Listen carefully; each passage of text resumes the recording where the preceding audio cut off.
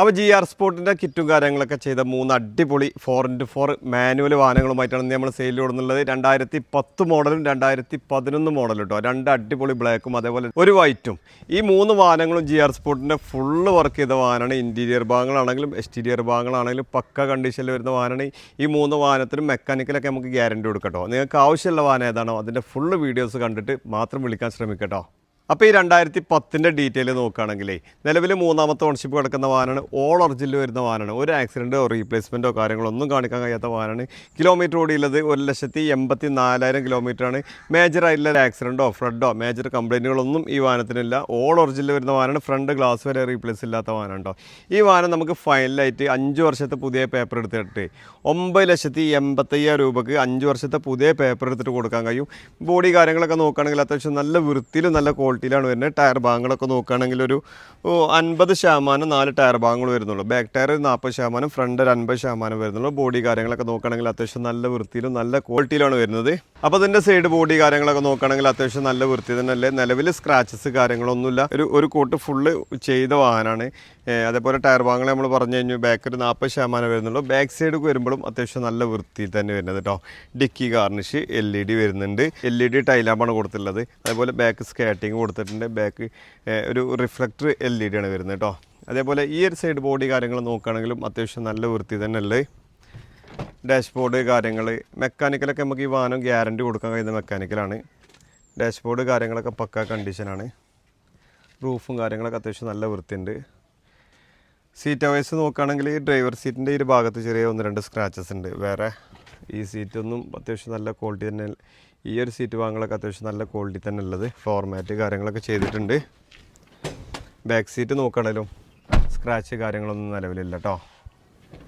അതേപോലെ ഇതിൻ്റെ എൻജിൻ ഭാഗത്ത് വരുമ്പോഴേ ഏതൊരു ഭാഗത്തും നിങ്ങൾക്ക് ആക്സിഡൻറ്റ് ഹിസ്റ്ററി കാണിക്കാൻ കഴിയില്ല. അത് ഗ്യാരണ്ടി തരാം.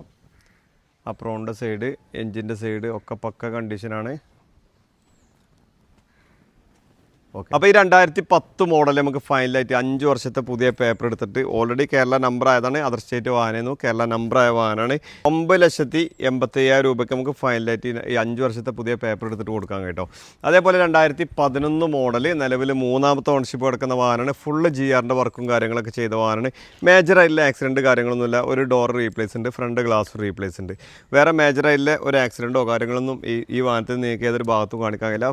ഫ്രണ്ടേജ് ഭാഗങ്ങളിലോ സൈഡ് ഭാഗങ്ങളിലോ ഏതൊരു ഭാഗത്തും നിങ്ങൾക്ക് കാണിച്ചു തരാൻ കഴിയില്ല കേട്ടോ. കിലോമീറ്റർ ഓടിയിൽ 2,39,000 കിലോമീറ്ററാണ്. 2011 മോഡൽ.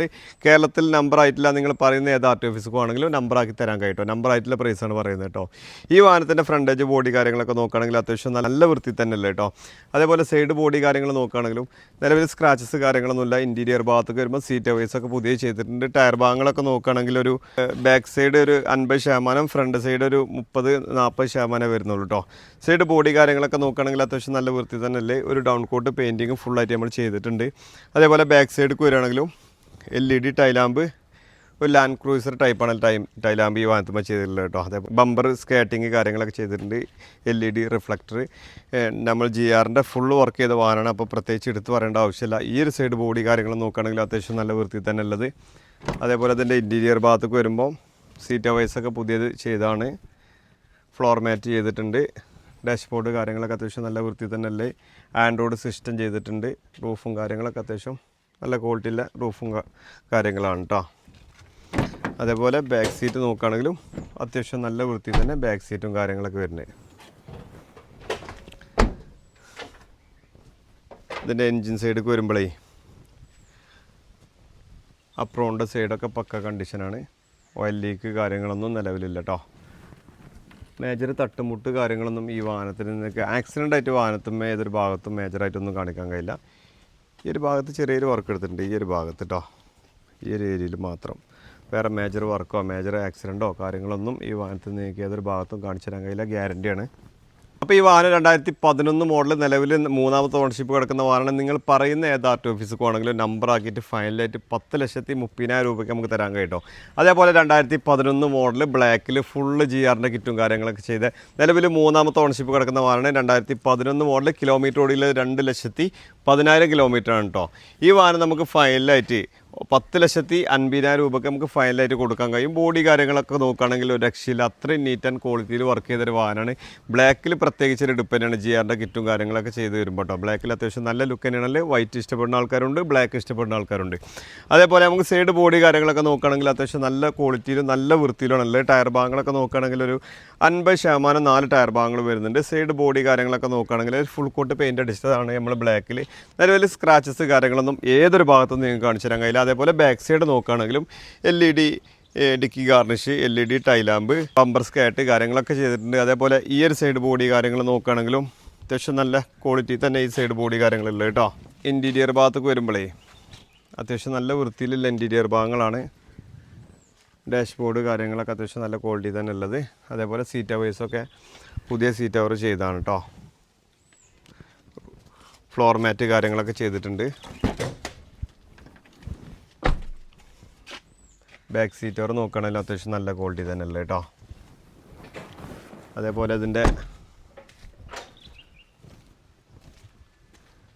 എൻജിൻ സൈഡിലേക്ക് വരുമ്പോഴേ അത്യാവശ്യം നല്ല വൃത്തിയിൽ തന്നെ എൻജിൻ സൈഡ് ഭാഗങ്ങളൊക്കെ വരുന്നത്. അപ്രോണിൻ്റെ സൈഡൊക്കെ പക്ക കണ്ടീഷനാണ്.